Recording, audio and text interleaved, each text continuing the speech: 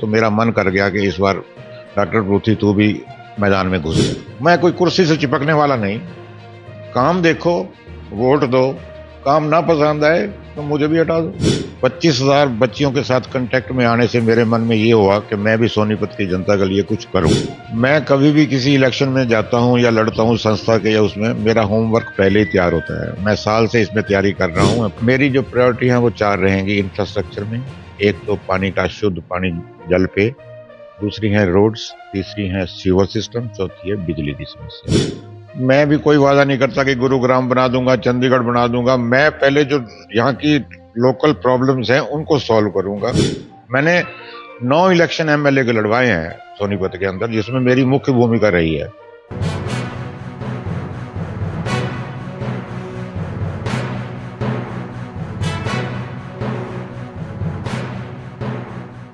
विधानसभा चुनाव का ऐलान कभी भी हो सकता है और उसी को देखते हुए उठापटक पहले भी देखने को मिली है। और इस बार ना हो तो विधानसभा चुनाव हुई किस काम के। विधानसभा चुनाव से पहले सबसे बड़ी बात यह कि सोनीपत से जो मेयर पहली बार बने निखिल मदान, वो सबसे पहले कांग्रेस पार्टी को छोड़ के बीजेपी में आ चुके हैं। और उनके बीजेपी में आने के बाद युवा हैं और युवा चेहरे को देखते हुए जो बीजेपी के नेता हैं उनमें तो हलचल बढ़नी ही थी। कहीं ना कहीं हम ये कह सकते हैं कि सोनीपत का चुनाव इस बार विधानसभा में देखने लायक होगा। लेकिन उससे पहले सोनीपत से जो जाने माने चेहरा रहे हैं, जीवीएम गर्ल्स कॉलेज और संस्थान के चेयरमैन भी हैं और इससे पहले भी वही चेयरमैन थे, तो एजुकेशन से जुड़े हुए रहे हैं। अब की बार वो भी मैदान में उतरने की तैयारी कर रहे हैं। उन्हीं से जानने का प्रयास करेंगे कि आखिरकार वो इस एजुकेशन से सीधा राजनीति में और राजनीति से सीधा विधानसभा में क्यों जाना चाहते हैं। पृथ्वी, सबसे पहले नमस्कार, स्वागत है आपका। सबसे पहला सवाल यही कि एजुकेशन में रहे हैं आप, बच्चियां जो आपके पास आती हैं उनसे सीधा राजनीति में, चलो आप पहले भी रहे हैं, आप वरिष्ठ नेता हैं बीजेपी के, लेकिन सीधा विधानसभा में जाने की तैयारी क्यों? ऐसा है कि मैं 9 बार से इस संस्था का प्रधान हूं और मैं बच्चियों के बीच में रहता हूं, उनकी समस्याओं सुनता हूं, मैं इनकी पूरी मदद करता हूं। 25,000 बच्चियों के साथ कांटेक्ट में आने से मेरे मन में ये हुआ कि मैं भी सोनीपत की जनता के लिए कुछ करूं। जो प्रोग्रेस है वो सब भगवान की देन है। हमने बहुत अच्छी प्रोग्रेस की है शिक्षा के संबंध में, तो मेरा मन कर गया कि इस बार डॉक्टर पृथ्वी तू भी मैदान में घुस जा। पृथ्वी जी, हम आपसे ये जानना जरूर चाहेंगे कि जो अब शुरुआत में जब पहले जीवीएम था तो ऐसे बिल्डिंगें नहीं थी, तो शुरुआत कहाँ से हुई थी? बच्चियां जब आपके पास आई तो कौन से ऐसे दिखते बताए कि आपका अब ये लगा कि नहीं, एजुकेशन से नहीं कि विधानसभा विधायक बनने के बाद इस समस्या को दूर किया जा सकता है? बच्चियां आती थी, मेरे को सारी समस्याएं बताती थी, जैसे हमारे हॉस्टल की थी, मेस में थी। मैं तो इतना सिंपल आदमी हूं कि बच्चियों के बीच में आके all of a sudden mess में भी बैठ जाता हूँ, खाना खा लेता हूँ। मैं देखता हूँ कि क्वालिटी क्या मिल रही है। ऐसे ही उन्होंने कहा हमें टीवी चाहिए, रूम में टीवी दे दिया। हमें कुछ एसी रूम्स चाहिए, मैंने एसी रूम्स बनवा दिए। कुछ कूलर चाहिए, मैंने कूलर लगवा दिए। ये बच्चियां हैं, इन्हीं की दुआएं काम आएंगी।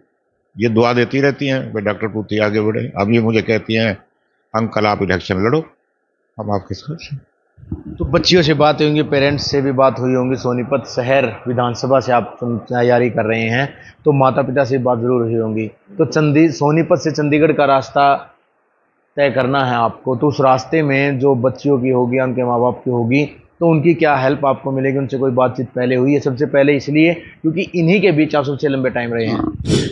मैं कभी भी किसी इलेक्शन में जाता हूं या लड़ता हूं संस्था के या उसमें, मेरा होमवर्क पहले ही तैयार होता है। मैं साल से इसमें तैयारी कर रहा हूं। मैं बच्चियों के कांटेक्ट में रहता हूं, बच्चियों की दुख दर्द में शामिल रहता हूं। कोई गरीब हो, कोई विडो हो, किसी की फीस माफी करनी हो, डॉक्टर पृथ्वी की कलम उसी टाइम पे।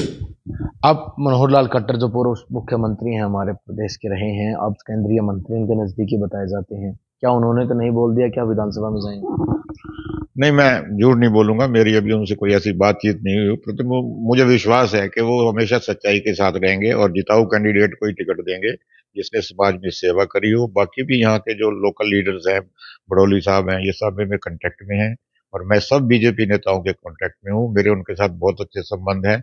हाँ, जिसको भी टिकट मिलेगी हम सब मिलजुल कर उसको पार लगाएंगे। और अगर आपको पार्टी मौका देती है तो शुरुआत कहाँ से होगी? क्योंकि वादे तो किए जाते हैं कि हम पानी लेके आएंगे। सबसे बड़ी बात सीवरेज समस्या है, आपकी सरकार रही है वो भी खत्म नहीं हो पाई है, ड्रेन भी नहीं बन पाई है, तो शुरुआत कहाँ से? मैं शुरुआत पहले तो जब मैं पहुंचूंगा तो कथनी और करनी में बहुत फर्क है। मैं आज झूठे वादे कर दूं, ये कर दूंगा, वो कर दूंगा। हाँ, अगर मेरे काम ना हुए तो मैं एमएलए शिप को भी त्याग कर दूंगा। सबसे पहले शुरुआत कहाँ से होगी आपके कामों की, अगर आपको पार्टी मौका देती है और आप विधानसभा में पहुंचते हैं तो? मेरी जो प्रायोरिटी है वो चार रहेंगी इंफ्रास्ट्रक्चर में। एक तो पानी का शुद्ध पानी जल पे, दूसरी है रोड्स, तीसरी है सीवर सिस्टम, चौथी है बिजली की समस्या। इन पे मैं ज्यादा मतलब ध्यान दूंगा, और इसी के लिए आपका सीवर सिस्टम जो है, यहाँ पानी ब्लॉक हो जाता है, सबसे पहले तो मैं सीवर सिस्टम को ठीक कराऊंगा, और ये मेरी प्रायोरिटी रहेगी। अगर मैं किसी काम में सफल ना हुआ तो मैं छोड़ देता हूँ।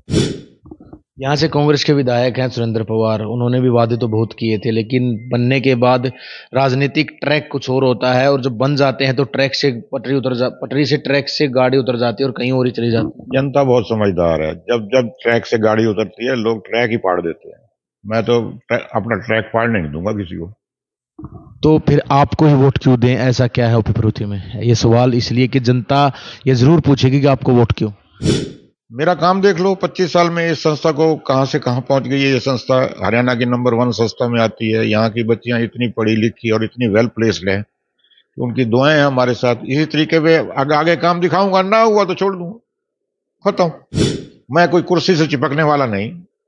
काम देखो, वोट दो, काम ना पसंद आए तो मुझे भी हटा दो। ये जो अधिकार है पब्लिक को दूंगा। मैं नहीं कर पा रहा, बोलो मैं क्या करूंगा? वो कहेंगे हट जाओ, हट जाऊंगा, रिजाइन कर दूंगा। आप बड़ी बात कह रहे हैं कि अगर जनता कहे, लेकिन राजनीतिक पार्टियां तो कांग्रेस भी है मैदान में जरूर उतरे, कांग्रेस के विधायक भी यहाँ से रहे हैं, वो ये कह रहे हैं कि मैं चंडीगढ़ बना दूंगा, लेकिन वो तो सोनीपत भी नहीं बना पाए।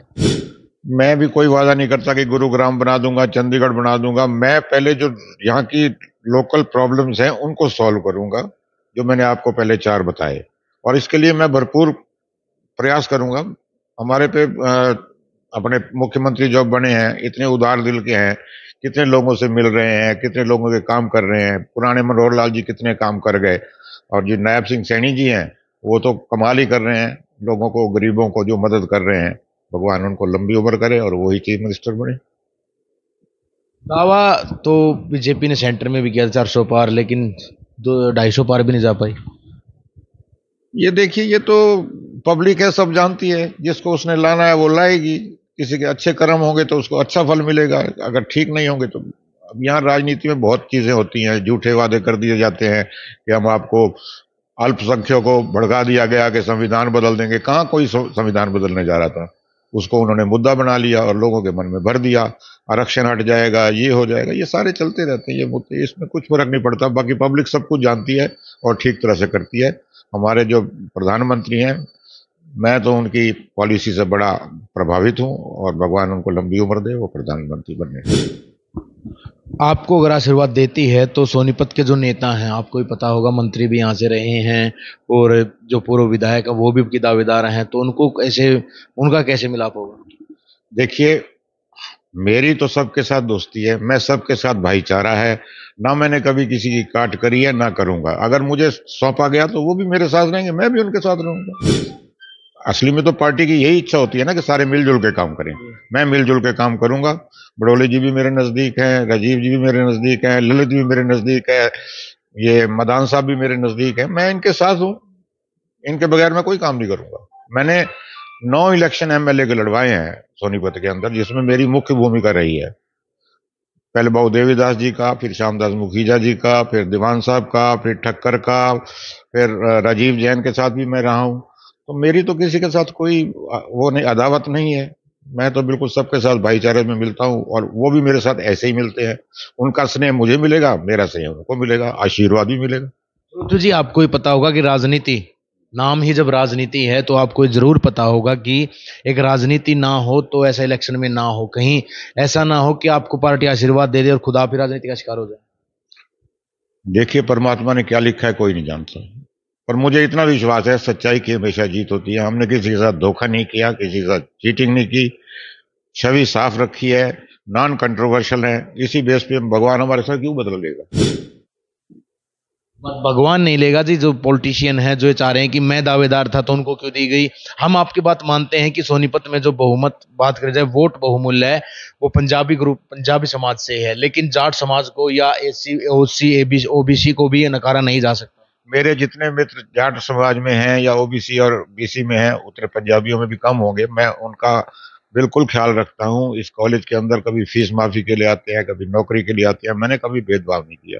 मेरे 429 स्टाफ के अंदर सब किस्म के लोग हैं। आप किसी से मिल लो, वो कहेगा जी हमारे तो नेता जो है डॉक्टर पूती है, हम तो इनके कहने पे वोट, मैंने डलवाए हैं वोट बडोली जी के इलेक्शन में, ठोक बजा के बजवाए डलवाए हैं।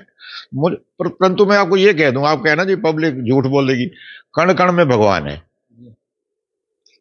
वो अच्छी बात है जी, भगवान में आस्था जरूरी है, लेकिन हम ये मान रहे हैं कि अब की बार क्या पंजाबी टिकटार्थी ही होगा, पंजाबी ही उम्मीदवार होगा सोनीपत से बीजेपी का? मेरे हिसाब से तो मेजोरिटी वोट जो है पंजाबियों का 70,000 है, तो इस बात को जरूर कंसिडरेशन दी जाएगी कि क्योंकि इलेक्शन में सारे फार्मूले चलते हैं, कौन पंजाबी, कौन कहाँ जाट फालतू, कहाँ बनिया ज्यादा, कहाँ ब्राह्मण ज्यादा, तो उस फार्मूले के हिसाब से तो मेरे ख्याल ये पंजाबी सीट होगी। तो बच्चियों, जो बच्चियां रही हैं आपके पास या सोनीपत की जनता रही है, अगर मैदान में आए तो आप कहाँ मान रहे हैं जो विपक्षी दल होंगे, आम आदमी पार्टी हो, इनेलो हो, जेजेपी हो या फिर कांग्रेस हो, आपको अगर आशीर्वाद देती है पार्टी, आपको टिकट देती, तो उनको टक्कर में इनमें से किस पार्टी को मान?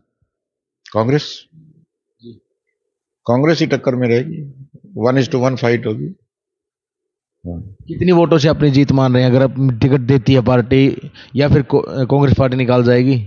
मैं बडोली जी की लीड जो विधानसभा में आई थी उसके बराबर तो अवश्य लूंगा, उससे कम तो मेरी हार समझूंगा। तो कहीं ना कहीं सोनीपत से शिक्षा संस्थान से जुड़े, लंबे समय से जुड़े हुए डॉक्टर ओपी परूथी अब सोनीपत से विधानसभा चुनाव की तैयारी कर रहे हैं और चंडीगढ़ का रास्ता, सोनीपत से चंडीगढ़ तक जाने का रास्ता कहीं ना कहीं बनाते नजर आ रहे हैं। बहरहाल देखना अब यही होगा कि सोनीपत के बात कर ली जाए तो सोनीपत से प्रदेश अध्यक्ष मोहनलाल बडोली के साथ साथ पूर्व हमारे मुख्यमंत्री रहे मनोहर लाल खट्टर के भी नज़दीकी बताए जाते हैं, और जिस तरह से तालमेल इनका है, इनका कहना यही है कि सबके साथ इनके संबंध अच्छे हैं। देखेंगे यही कि टिकट किसको दी जाएगी, और टिकट ओपी परूथी जी को मिलती है तो ये कितना काम सोनीपत में करवा पाते हैं। सोनीपत 24 के लिए नितिन अंतिल, सोनीपत।